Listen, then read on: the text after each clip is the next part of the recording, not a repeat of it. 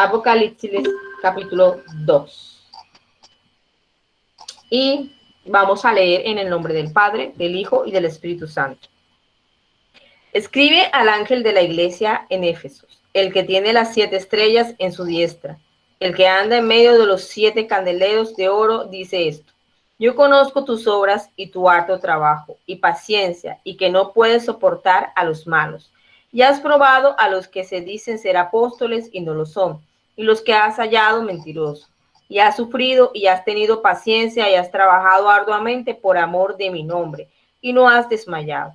Pero tengo contra ti que has dejado tu primer amor. Recuerda, por tanto, de dónde has caído, y arrepiéntete y haz las primeras obras, pues si no, vendré pronto a ti y quitaré tu candelero de su lugar, si no te hubieras arrepentido. Pero tiene esto, que aborreces las obras de los nicolaitas, los cuales yo también aborrezco. El que tiene oído, oiga lo que el Espíritu dice a la iglesia. Al que venciere, le daré a comer del árbol de la vida, y al cual está en medio del paraíso de Dios. Y escribe el ángel de la iglesia en Esmirna, el primero y el postrero, el que estuvo muerto y vivo, dice esto: yo conozco tus obras y tus tribulaciones y tu pobreza, pero tú eres rico. Y la blasfemia de los que se dicen ser judíos y no lo son, sino sinagogas de Satanás. No temas en nada lo que vas a padecer. He aquí, el diablo echará a algunos de vosotros en la cárcel, para que seáis probados, y tendréis tribulación por 10 días. Sé fiel hasta la muerte, y yo te daré la corona de la vida. El que tiene oído, oiga lo que el Espíritu dice a la iglesia, y el que venciere no sufrirá daño en la segunda muerte. Amén. Vamos a hablar hoy de estas dos iglesias. Vamos a hablar del capítulo 2 y vamos a hablar sobre la iglesia de Éfeso y la iglesia de Esmirna. Amén. Bien. Veremos que en la mayoría de estos mensajes Dios reconoce primeramente aquellas obras, cualidades positivas que han demostrado estas iglesias. Luego le llama la atención a aquellas características negativas que necesitan ser corregidas. Dios comienza con la declaración: yo conozco tus obras, para recordarle a la iglesia que Él tiene conocimiento pleno de todo lo que sucede en sus iglesias, sea bueno o sea malo. En el caso de Éfeso tenemos una iglesia que ha trabajado duro por echar hacia adelante y ha tenido paciencia o ha sabido esperar en el Señor. Es decir, ha sido una iglesia esforzada, luchadora, pero a la vez una iglesia paciente. En adición a esto, ha sido una iglesia celosa de la sana doctrina, que ha sabido desenmascarar a los falsos apóstoles. Hablemos de estas primeras cosas. Está hablando de una iglesia que no es acelerada en su crecimiento. Está hablando de una iglesia que ha ido muy lentamente en su desarrollo. Digamos, para que usted me entienda, poniéndola en este tiempo, que no ha sido una iglesia de pronto de esas que hace campaña cada rato, que va y visita los hospitales, que va y predica la palabra por las casas, y va y le habla a los vecinos, y va y busca que se extienda de manera rápida el evangelio, sino que ha sido una iglesia que va lento, que se congregan, que aman la sana doctrina, que la están compartiendo. ¿Por qué? Porque resalta que tienen paciencia, o sea, que han sido bastante pacientes, bastante lentos, y aún así se ha esforzado y han luchado.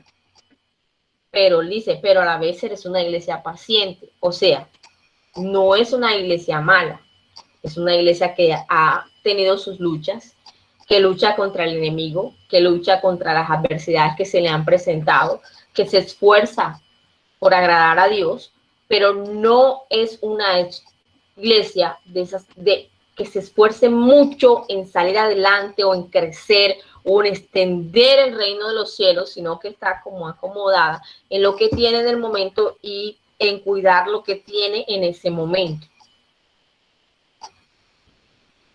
Y el Señor resalta su esfuerzo, o sea, que combate cada día contra las penalidades o contra lo que le ofrece el mundo, y busca que las ovejas que tiene sean y estén ubicadas en la sana doctrina y aprendan a combatir y aprendan realmente a estar unidos con el Espíritu, con Dios, y les enseñan y están allí y les cuidan, pero realmente es una iglesia que no tiene un motor para crecer, porque no da para crecer. Una de las cosas por las cuales una iglesia tiende al crecimiento es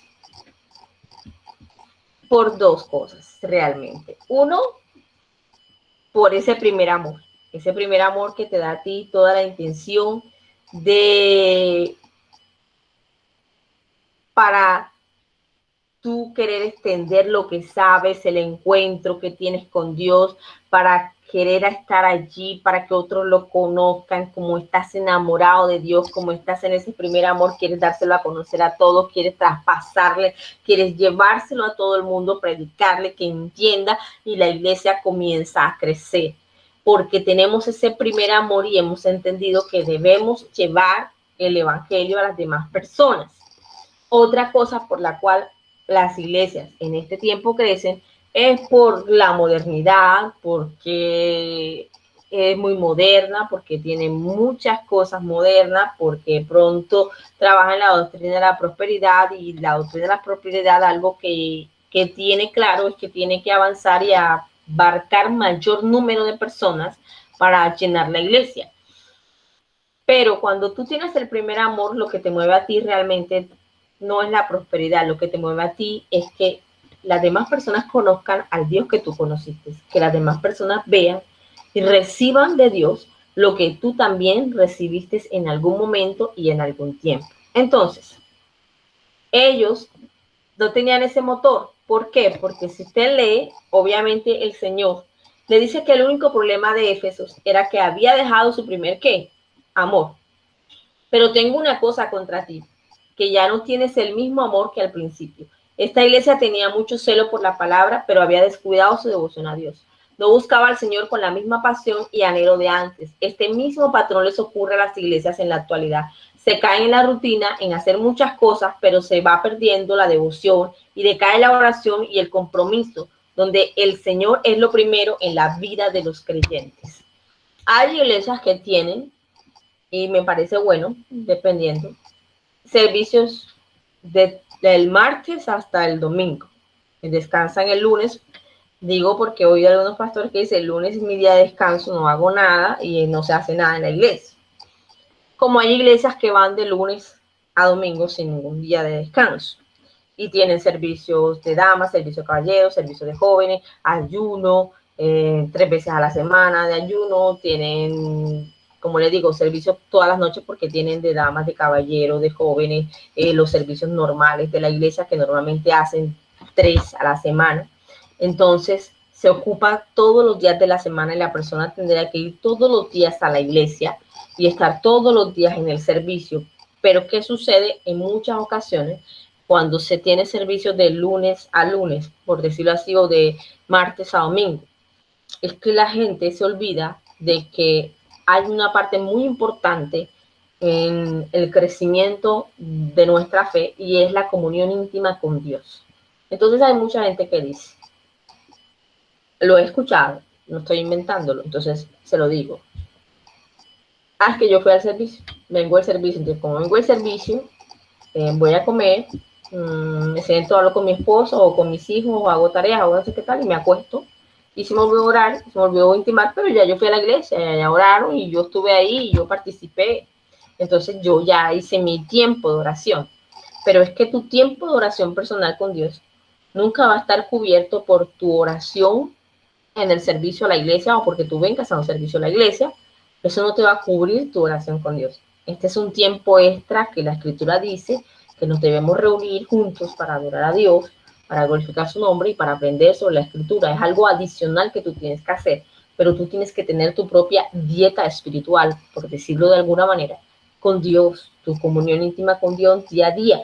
Y esa comunión íntima con Dios día a día es lo que te ayuda a mantenerte enamorado de Dios y en crecimiento constante y con esas ganas de buscar más y de dar más y de llevar más a la gente, que solamente el hecho de que te congregues de martes a domingo, porque, insisto, tú vas a un servicio, tú compartes, tú abres. En el caso de nosotros, de nuestra iglesia, nosotros nada más tenemos 3 servicios en la semana, que son un ayuno, uno entre semana y un servicio dominical, al cual usted viene y que ahora está reducido a 1 hora, pero usted debe tener su comunión íntima con Dios todos los días. Cuando usted llega a su casa o al mediodía o en la mañana, siempre le he dicho, no marque cosas de otra persona, que a otra persona le va bien orando a las 4, que a otra persona le va bien orando al mediodía, que a otra persona ora a las 3, entonces yo también voy a orar, yo también voy a montar ahí. No, usted es libre de escoger la hora que realmente se le adecue para que usted ore, como dice la Escritura, con inteligencia y con sabiduría.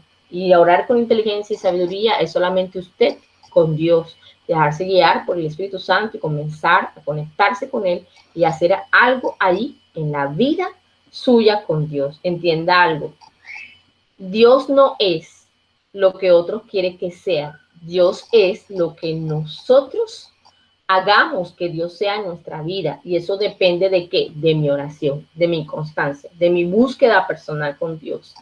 Las situaciones adversas o las circunstancias que se den en medio de mi iglesia, con mis hermanos, con mi familia, no pueden quitarme mi espacio con Dios, porque entonces mi primer amor comienza a romperse y a fracturarse con Dios. Es necesario que esa oración íntima siempre esté allí. Esta iglesia tenía, como les decía, mantenía la doctrina. ¿En qué sentido? Era muy de, hay que leer la palabra, hay que compartir la palabra, hay que analizar la palabra y hay que mirar la palabra y vivir la palabra, y todo era la palabra, y que se cumpliese la palabra como tal en la vida. Pero a veces cuando tú te metes tanto en que debes cumplir la palabra y que todo tiene que ser palabra, te olvidas de la otra parte, que es la conexión con Dios. Usted va a decir, pastora, pero hay una contradicción, porque usted dice, y la Biblia dice, que la fe viene por el oír y el oír la palabra de Dios. Pero, como dicen por ahí, todo extremo es malo. Entonces, yo tengo que tener mi medida de fe, leer la palabra, analizarla, estudiarla y tenerla y vivirla y aplicarla a mi vida, porque no es que yo lea la palabra, me dedico a estudiarla, no sé cuántas horas a la semana estudiando la palabra, pero resulta que simplemente la estudio, simplemente la leo, simplemente estoy ahí estudiándola, pero no la estoy aplicando a mi vida. La palabra es mucho más útil cuando yo la estudio y la aplico a mi vida, porque entonces si yo la aplico, debo saber que tengo que tener un tiempo de intimidad con Dios en oración, que debo tener una conexión con el Espíritu Santo para conectarme con Dios, para orar sobre cosas específicas de mi crecimiento, que no necesariamente tienen que ser de las cosas que me hacen falta en la casa o las que hacen falta en mi familia, sino de mi crecimiento espiritual, y debo mantener ese amor con el cual yo comencé en la obra de Dios, porque entienda algo, usted debe estar en la obra de Dios, no porque se le imponga, sino porque usted quiere una conexión con Dios, porque usted quiere vivir una vida con Dios. Y pase lo que pase, sea cual sean las circunstancias, usted se mantenga en esa conexión con el Señor. Entonces, vemos que esta iglesia tenía mucho celo por la palabra, pero había descuidado su devoción a Dios. No buscaba al Señor con la misma pasión y anhelo de antes. Este patrón les ocurre a las iglesias en la actualidad. Se cae en la rutina, en hacer muchas cosas, pero se va perdiendo la devoción y decae la oración y el compromiso, donde el Señor es lo primero en la vida de los creyentes.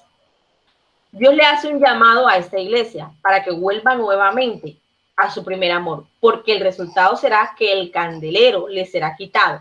¿Qué significa esta expresión? El candelero, que representa, le explico, el candelero es como una lámpara, como la lámpara esa eléctrica que nosotros usamos cuando se va la luz, que la recargamos, y cuando se va la luz usted la prende y le alumbra toda la casa. Entonces, el candelero representa la luz que alumbra a todo el mundo. Eso significa el dejar de ser una iglesia eficiente, que alumbre a toda una comunidad. Hay iglesias que una vez fueron faros, fueron testimonios en sus comunidades, pero por estas razones u otras razones se desviaron tras otras cosas, su luz se apaga, dejaron de ser influencia en su región, en su comunidad, para las personas. El Señor reconoce que esta iglesia aborrecía las obras de los nicolaitas. Entonces hablemos algo sobre la luz. Cuando usted y yo estamos hablando de la luz, estamos hablando de que una iglesia y usted mismo tiene que ser luz en el lugar donde está.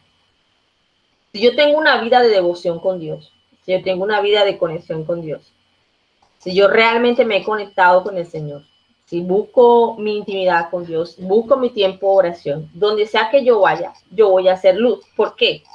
Porque la gente que tiene problemas, o que tiene dificultades, o que tiene circunstancias, va a llegar a mí sin necesidad de que yo vaya a buscarlos, o yo les diga soy cristiana, o soy pastora, o soy consejera, o soy evangelista, o soy maestro. Las personas van a llegar a usted y le van a decir y le van a preguntar, ay, me está pasando esto, ¿qué puedo hacer? ¿Qué me recomiendas? Y es cuando usted entra y le habla de la palabra y le habla de Dios y ora por la persona y le dice, te voy a llevar en mis oraciones diarias. Y entonces la persona comienza a recibir de la luz que usted tiene. Pero cuando usted no ora, cuando usted no intima con Dios, cuando usted no busca esa devoción con Dios, llega una persona, es muy posible que el consejo que usted le dé no sea el mejor. Es muy posible que el consejo que usted le dé sea seco, sea inadecuado. ¿Por qué? Porque usted no puede dar lo que no tiene, ¿cierto? Usted va a fritar algo, usted necesita que el sartén, que el caldero, que la cacerola, donde lo vaya a fritar, tenga aceite o mantequilla, algo que lo pueda fritar. Si usted lo echa sin aceite, existe la posibilidad de que se pegue o que realmente no se frite, sino que se hace o que se queme, porque no tiene aceite. Entonces, si usted va a dar y si usted va a hacer luz, usted necesita que la luz de Cristo resplandezca en usted, y la única manera de que esa luz resplandezca es cuando nosotros podemos dar luz, porque realmente tenemos una vida de intimidad con Dios. A medida que nuestra vida de intimidad con Dios crece, entonces nosotros seremos mucho más luz para iluminar a las personas. Los dones no los son todos. No le estoy diciendo no los pida, no, le estoy diciendo los dones no lo es todo. Yo puedo tener don de profecía, yo puedo tener don de fe, yo puedo tener don de sanidad, palabra de sabiduría, palabra de ciencia, pero yo le cuento que esos dones fluyen más y mucho mejor cuando yo tengo una vida de intimidad con Dios. Cuando yo tengo una vida de intimidad con Dios, una vida de oración, mis dones fluyen sin la necesidad de que yo esté por ahí pidiendo, muéstrame, quiero saber qué pasa, quiero esto, no sé qué. Ellos fluyen sueltos, solos. ¿Por qué? Porque tenemos una vida de devoción, entonces el Espíritu Santo está activo en nosotros de tal manera que los dones comienzan a moverse en nosotros y comenzamos a ver y comenzamos a recibir y comenzamos a hacer cosas. En muchas ocasiones, y por lo menos recientemente en estos días, en este último mes, el Señor me ha hablado y yo digo, Señor, no estoy orando, voy en el carro, de pronto voy caminando, y el Señor me habla y me dice algo sobre algo que de pronto en algún momento le pregunté, o por alguien que normalmente oré, o que me dijo, ore por algo, pastora, y comienza el Señor a responderme en otro momento que no es mi oración. ¿Por qué? Porque los dones están activos, la comunión está allí, entonces Él puede conectarse y darme a entender el mensaje cuando necesite. A veces cuando estamos haciendo intimidad con Dios o estamos orando, sobre todo cuando estamos orando y no hemos aprendido a hacer intimidad con Dios, a veces oramos y oramos y hablamos y hablamos y hablamos y hablamos y hablamos y hablamos y hablamos, y aunque yo le diga a usted y usted de pronto lo haga de una que otra vez, que se quede en silencio y escuche y espere que Dios le responda, pero a veces usted hace silencio, pero ni aún haciendo silencio escucha al Espíritu Santo, porque hace silencio con su boca, pero su mente está turbada. ¿Por qué se lo digo? Y dígame usted si no es así. Usted está orando hace silencio supuestamente para escuchar la respuesta de Dios, pero en su pensamiento usted está pensando, mañana me tengo que levantar, mañana tengo que hacer esto, mañana tal cosa, no sé qué tal cosa, el niño esto, la niña esto, me falta esto, yo esto. Entonces usted no ha hecho silencio. Usted lo que hizo simplemente fue cerrar la boca, porque en su mente usted está fluyendo, fluyendo, fluyendo y fluyendo, y eso no lo va a dejar escuchar la voz de Dios, porque usted, dentro de usted sigue hablando. Entonces, ¿qué pasa? Que el Señor en muchas ocasiones, usted tiene una conexión genuina con Dios. Cuando usted está haciendo otra cosa, que no está pensando en nada y que no tiene 50 pensamientos en la cabeza y que pronto está callado en el momento, Él se conecta con usted y le habla. ¿Por qué? Porque su mente y su alma están acalladas en el plano perfecto para escuchar lo que Dios tiene que decir. Bien, Él le reconoce otra cosa a esta iglesia, y es que el Señor reconoce que esta iglesia aborrecía las obras de los nicolaitas. Hay discrepancias en cuanto a quiénes eran estas personas, ya que no se menciona en otra parte de la Biblia. Algunos eruditos sostienen que eran seguidores de un obispo llamado Nicolás, que instituyó un sistema jerárquico y rechazaba el sacerdocio de todos los creyentes. La historia nos muestra que este sistema terminó arropando la iglesia siglos más tarde y dio a luz al catolicismo romano, con un sistema de papas, cardenales, arzobispos y obispos, estableciendo una jerarquía religiosa. Lo cierto es que los efesos rechazaron esta doctrina y no permitieron que se estableciera en la iglesia. Hay una promesa de que el que venciere comerá del árbol de la vida. Algunos utilizan esta promesa para afirmar que la salvación hay que ganársela por medio del esfuerzo y las obras para poder vencer. Sin embargo, la Escritura nos declara que lo que hemos creído en Cristo somos más que vencedores. Los nicolaitas sabemos que eran una secta de aquella época y que tomó fuerzas a través de las imágenes y que efectivamente fue dando poco a poco la creación del catolicismo y entrando en la jerarquía como la conocemos ahora: papas, sacerdotes, obispos, cardenales, monjes, monaguillos y lo que usted conozca, la derivación católica. Y que ellos intentaron colarse en los servicios, en los cultos, en las reuniones que se hacían de los apóstoles para dañarles lo que ellos hacían. Recuerde que el Imperio Romano era muy idólatra, al igual que el griego, y manejaba muchos dioses. Y esta fue como la manera que se generó para querer apoderarse del evangelio. ¿Por qué? Porque el Imperio Romano pensaba mucho en dinero y consideraba que el perder la gente que estaba comprando imágenes siendo estos dioses les iba a dañar su economía por los impuestos. Ellos quisieron acaparar porque había mucha gente que se estaba volviendo al evangelio, a la palabra de Dios por la predicación de los apóstoles, y buscaron cómo, y se creó esta secta de los nicolaitas de una manera que no se sabe exactamente cómo nació, pero se fue creando y se quiso meter allí, pero ellos la apartaron más. Sin embargo, ella tomó fuerza por fuera y de allí fue creciendo el catolicismo. Hay una promesa que dice: al que venciere comerá del árbol de la vida. Nosotros sabemos que la salvación es por gracia, como acabé de leer, no es por obras, pero particularmente yo, recibo de Dios la revelación. En la parte de cada una de las iglesias donde dice al que venciere, significa al que resista, al que se mantenga firme en el evangelio, en la palabra de Dios, en la sana doctrina, el que practique las cosas de Dios. ¿Por qué? Porque cuando usted mira en Efesios, él dice: resistid. Dice: tomad toda la armadura de Dios para que en el día malo podáis resistir al diablo. O sea,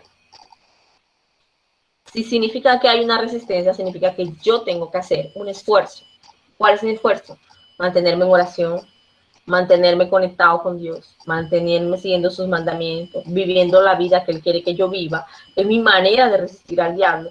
No importa las circunstancias que se me presenten, yo voy a seguir haciendo esa persona que el Señor quiere y voy a seguir trazando en los mandamientos de Dios. Así que esa es la manera, no es como dice, por obra, no es porque nos esforcemos, no es porque regalemos más, no es porque sembremos más, no es porque diezmemos más, no, es porque nos mantengamos haciendo las cosas que Dios quiere que hagamos y porque mantengamos una vida de devoción hacia Dios y la reflejemos en nosotros.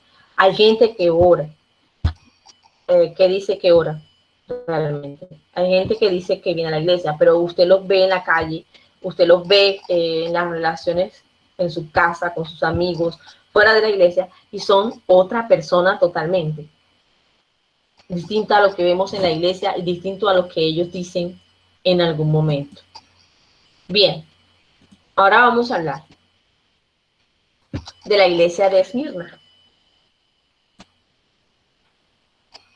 Pareciera que la iglesia de Esmirna no tiene mucho de qué hablar. Pero yo les voy a leer el pedacito otra vez porque esta me parece una iglesia que Dios le da un mensaje bastante fuerte. Y escribe el ángel de la iglesia en Esmirna, el primero y el postrero, el que estuvo muerto y vivo, dice esto: yo conozco tus obras y tu tribulación y tu pobreza, pero tú eres rico. Y la blasfemia de los que se dicen ser judíos y no lo son, sino sinagogas de Satanás. No temas en nada lo que vas a padecer. He aquí el diablo echará a algunos de vosotros en la cárcel, para que seáis probados y tendréis tribulación por 10 días. Sé fiel hasta la muerte, y yo te daré la corona de la vida. El que tiene oído, oiga lo que el Espíritu dice a la iglesia. El que venciere no sufrirá daño en la segunda muerte.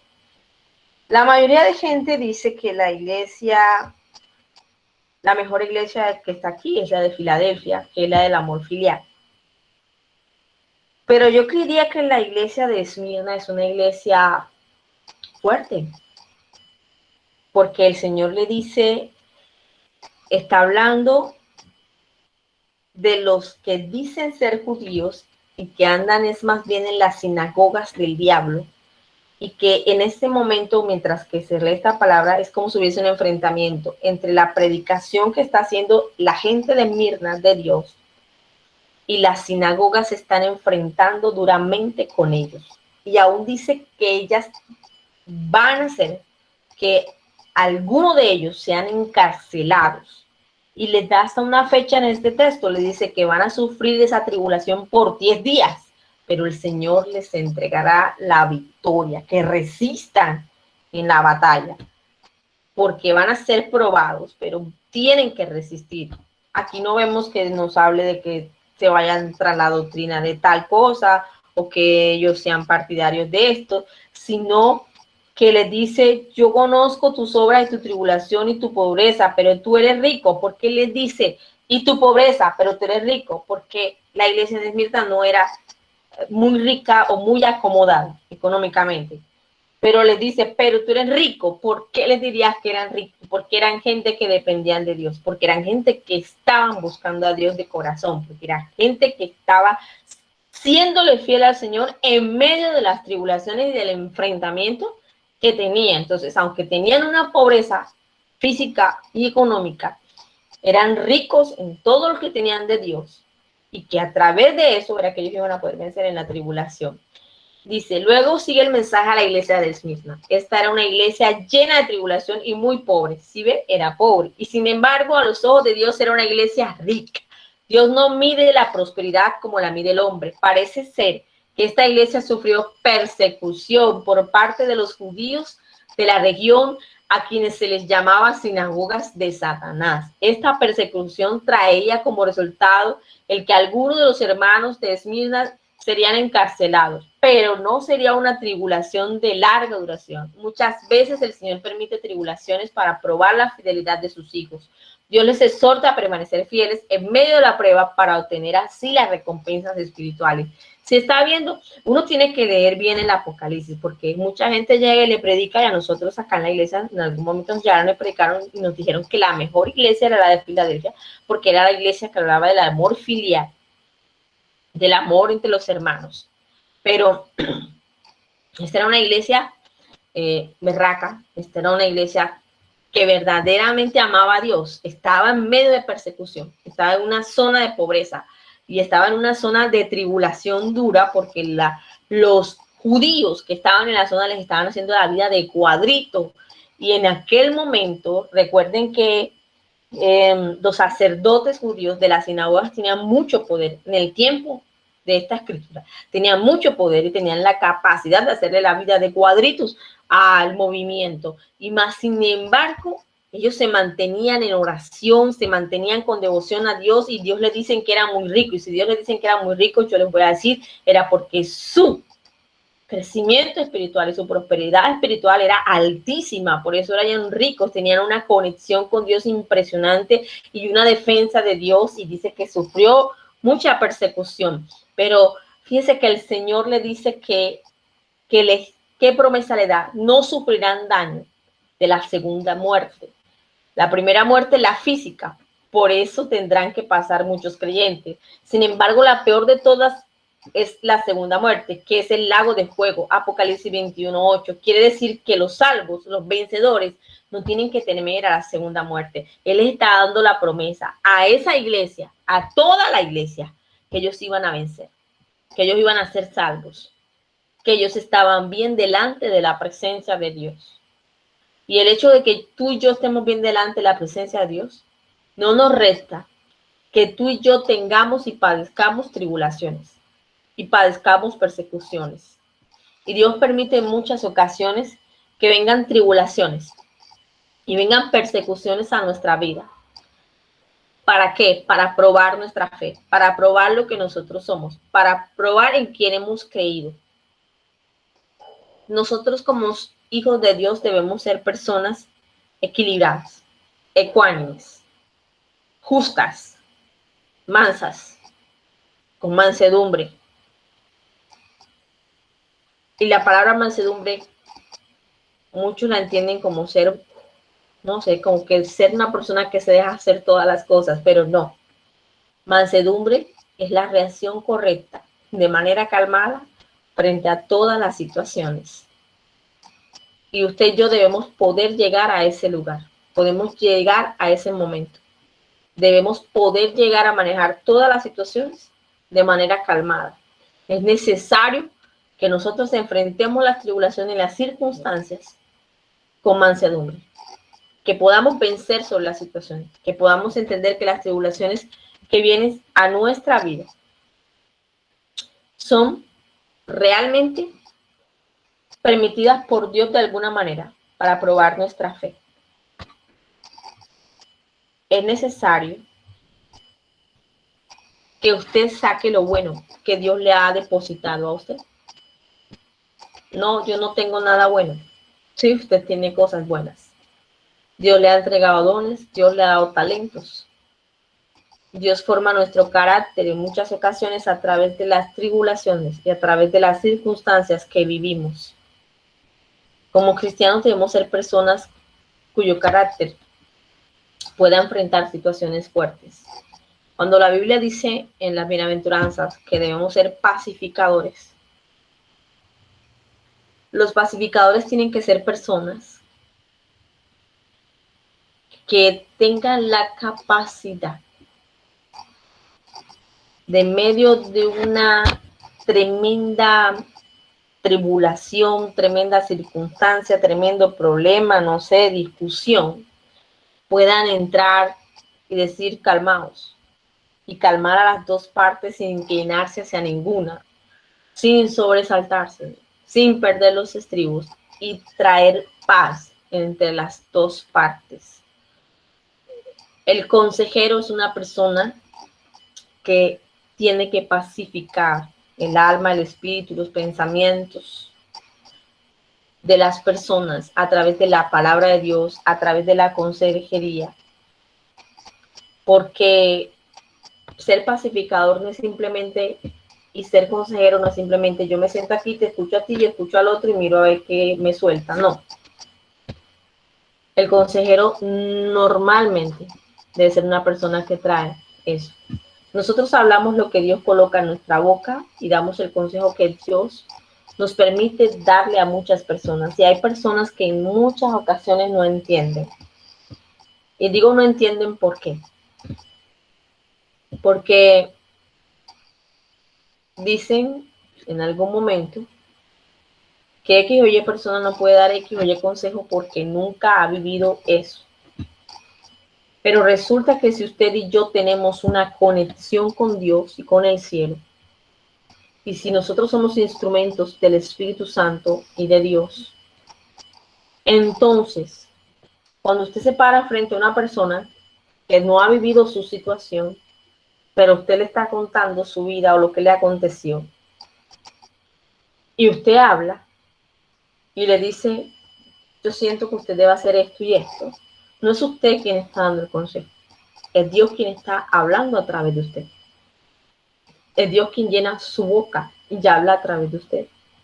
Usted no es el consejero berraco porque usted haya tenido un magíster en psicología y en todas las especialidades psicológicas y psiquiátricas que encuentre. Porque en muchas ocasiones te van de un psiquiatra y un psicólogo y quedan las mismas. Uno es lo que es, por lo que Dios pone en la boca de uno para la persona que viene y se sienta frente a uno a hablar de sus situaciones y de sus problemas. Porque ninguna persona, por mil circunstancias que haya vivido, ha vivido todas las circunstancias o dificultades de este mundo, lo que nos hace idóneos para aconsejar o para traer pacificación en medio de una discordia es la presencia del Espíritu en medio de nosotros.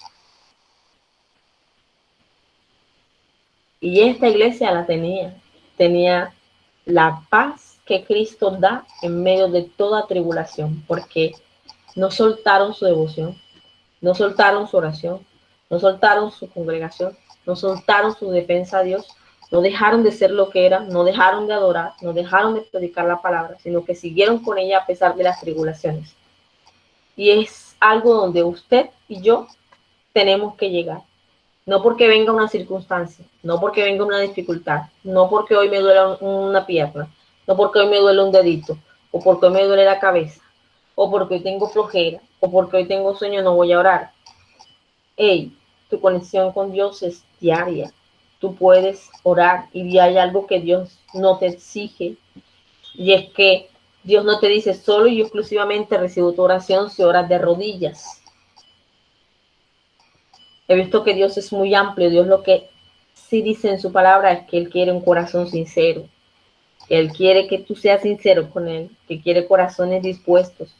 Que quiere gente realmente que le hable con verdad y en verdad porque Él es Dios de verdad, no Dios de mentira.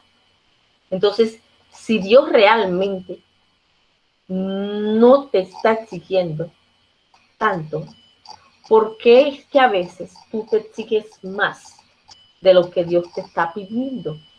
Y he ahí cuando hacemos que lo que nosotros somos sea incómodo para otras personas, porque las personas no entienden a veces las exigencias que hacemos. Es necesario realmente que usted entregue el corazón, es necesario que usted deponga su vieja manera de ser, su vieja manera de pensar y le diga, Señor, mira, yo de verdad, yo hoy reconozco que mi manera de pensar, mis actos realmente no son los correctos y que yo necesito cambiarlos. Necesito que me ayudes. Necesito ser esa persona que tú quieres que yo sea. Necesito seguir adelante en esta situación, en este asunto. Entonces, tenemos dos iglesias. En la una él reclama que perdió el primer amor. En la otra no reclama nada, sino que los exhorta a permanecer fiel, a pasar la tribulación y les advierte que algunos van a ser echados en la cárcel, pero que será solamente una tribulación de 10 días, porque Él les dará la victoria. Así que es necesario que usted y yo, de verdad, miremos qué tenemos alrededor, qué pasa con nuestro carácter frente a las tribulaciones, qué pasa frente a las circunstancias adversas que se nos presentan. ¿Qué pasa cuando llega alguien y nos quiere reventar o nos quiere hacer daño? ¿Cuál es nuestra respuesta? ¿Realmente será que podemos reaccionar con mansedumbre? ¿Que podemos estar quietos y saber quiénes somos? Ellos sabían quiénes eran, ellos sabían que eran hijos de Dios, ellos sabían que Dios estaba del lado de ellos y no importaba lo que dijeran los judíos, los religiosos de las sinagogas, ellos se mantenían firmes en lo que estaban haciendo y cómo lo estaban haciendo, porque sabían que lo estaban haciendo bien. Y Dios les exhorta diciéndole: ustedes son ricos, son ricos, son ricos porque tienen la presencia de Dios. Yo quiero que entienda en esta noche, cual sea su circunstancia, usted tiene una ventaja frente a cualquiera, y es que usted tiene a Dios de su parte. Si usted ha obrado en justicia, si usted ha obrado en verdad, entonces Dios estará siempre de su parte. Y al final de todo el asunto, Dios le entregará la victoria a usted y no a sus oponentes. Pero es necesario que usted se mantenga manso. Es necesario que usted se mantenga oyendo atentamente la voz del Espíritu. Es necesario que usted entienda que la oración no es solo para su casa, que no es solo para la iglesia, que no es solo para los asuntos de la iglesia, sino que la oración también es para los asuntos de su trabajo, para los asuntos de su empleo, para los asuntos de su negocio, pero que usted tiene que aprender a orar y tiene que saber orar. Cuando yo comencé en el Evangelio, y lo tengo por costumbre hasta el día de hoy, es que todo lo que voy a hacer, lo pongo delante de Dios. Y en muchas ocasiones, hasta que yo no sienta que Dios no me ha respondido, no me muevo. Y en muchas ocasiones he recibido gritos, he recibido humillaciones, he recibido tiradas de puertas, cualquier cantidad de cosas que le hacen a uno cuando uno está aportando la palabra de Dios. He mantenido mi calma. Si me he tenido que ir, me voy. Digo chao, bendiciones. Si tengo que orar, oro y me voy. Muchas ocasiones me han dicho: eso no puede ser lo que me estás diciendo. Y le digo: ok, oremos entonces para que sea Dios hablando a su vida, que no sea a través de mi boca. Y en todas esas ocasiones yo he visto que Dios a su tiempo ha demostrado que las cosas sí eran así, que la palabra sí era fiel y que sí era verdadera. Pero yo tengo que mantenerme en mansedumbre y saber que el Señor dice que yo sufriré persecución, que hay gente al que no le gustará la palabra que yo le traiga de parte de Dios, que hay gente que espera otra cosa distinta y que yo voy a dar la palabra que es: pone Dios en mi corazón. Y es necesario que entendamos que todo lo que usted haga lo ponga en manos de Dios. Cuando usted pone su trabajo en manos de Dios desde que sale, y todo lo que usted hace, lo hace para Dios, las cosas van a fluir de una manera distinta.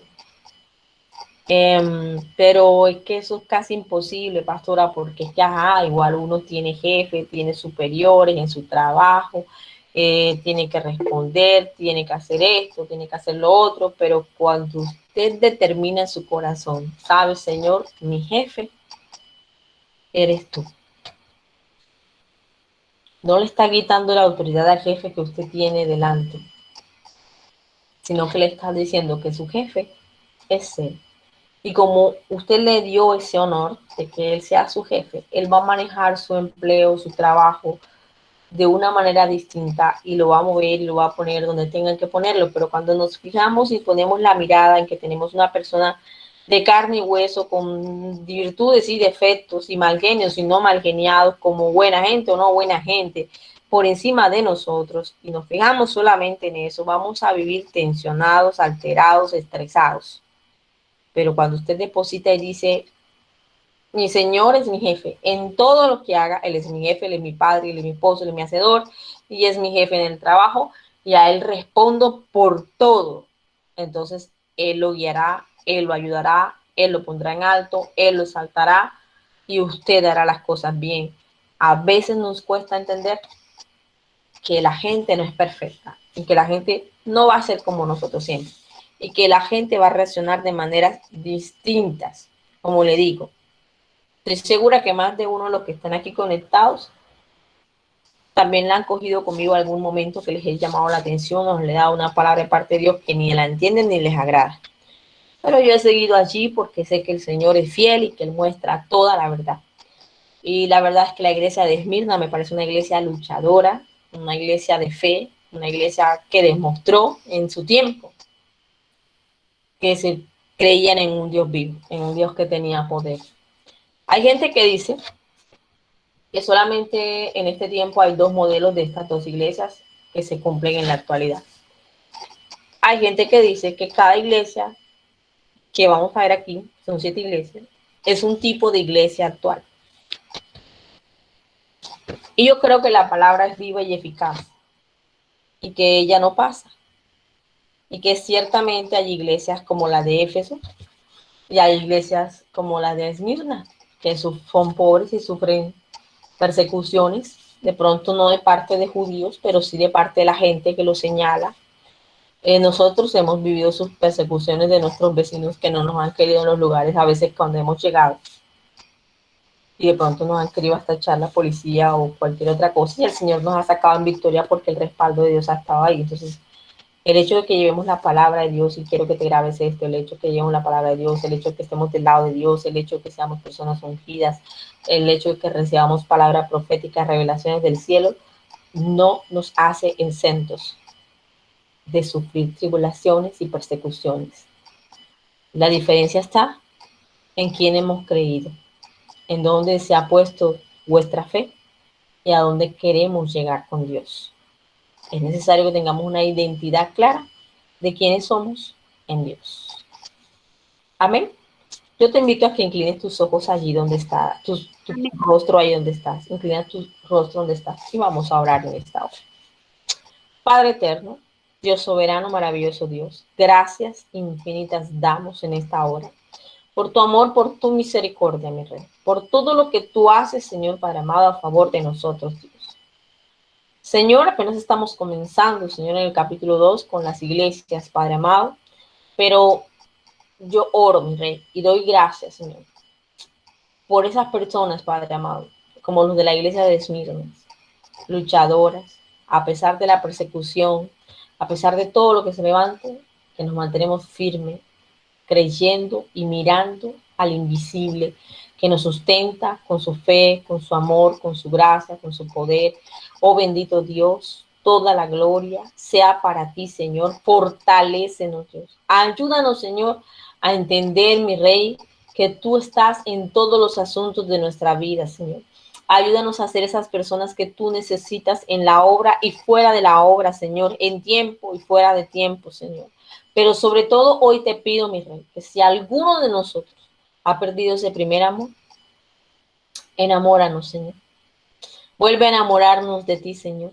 Despierta, Señor. Aviva, Señor, ese amor en nuestras vidas, en nuestros corazones, en nuestra alma, en nuestra mente, en donde tengas, Señor, Padre amado, que avivarlo para que nos enamoremos otra vez de ti, te busquemos con ese ahínco, con esa pasión, con esa devoción que es necesaria, Señor, para crecer espiritualmente, para mantenernos conectados con el cielo, para mantener una conexión genuina contigo, Señor, en el nombre de Cristo Jesús, Señor. Despierta, Señor, nuestro espíritu, nuestra alma. Aviva el fuego, Señor, en el nombre de Cristo Jesús. Quebranta, Señor, Padre amado, todo lo que se levanta en contra de nosotros, Señor, bendito Dios, si hemos sido señalados, si hemos sido, bendito Dios, rechazados, si hemos sido, Señor, humillados por llevar tu palabra, por dar lo que tú nos has dado, Padre, quebranta, bendito Dios, Padre, derriba toda esa oposición y ayúdanos, Señor, a sacarnos en victoria, a ser esas personas, bendito Dios, que tú necesitas en esta tierra, que lleven tu palabra, mi Rey, que seamos testimonio vivo de ti en este tiempo, en el nombre poderoso de Jesús, Señor. Oh bendito Dios, glorifícate en cada hogar, glorifícate en cada vida. Ministra, mi Rey y mi Dios, en el nombre de Jesús y desata, mi Rey, tu gloria para que se manifieste en nosotros, Señor. Que tu favor, que tu gracia, que tu poder nos acobijen día a día, Señor, pero sobre todo que fortalezcan nuestra fe, que fortalezcan nuestros cimientos, Señor, que sean firmes, Padre, y no que contra cualquier viento de doctrina o marea, Señor, caigamos, Señor. Ayúdanos a mantenernos firmes y ayúdanos a mantenernos, Dios, en la palabra correcta y en el camino correcto que nos lleva hacia ti, Señor. Gracias, bendito Dios, por tu amor y tu misericordia. Gracias, Señor, por todo lo que haces, Señor, y por lo que sigues haciendo, Señor, a favor de nuestras vidas en el nombre de Cristo Jesús, Señor. Bendice la vida de mis hermanos, bendice sus hogares, bendice su familia, bendice sus asuntos, Señor, y que en esta semana, mi Rey, ellos reciban algo bueno del cielo, Señor. Que tú les bendigas con algo bueno, con algo hermoso del cielo, Señor, Padre amado, que sea tangible en este tiempo, pues tú conoces su necesidad. Y yo conozco, mi Rey, que tú eres hacedor de milagros y de maravillas, Padre.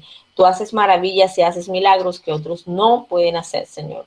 Gracias, bendito Dios, te damos en esta hora, en el nombre poderoso de Cristo Jesús. Amén y amén. ¿Quién vive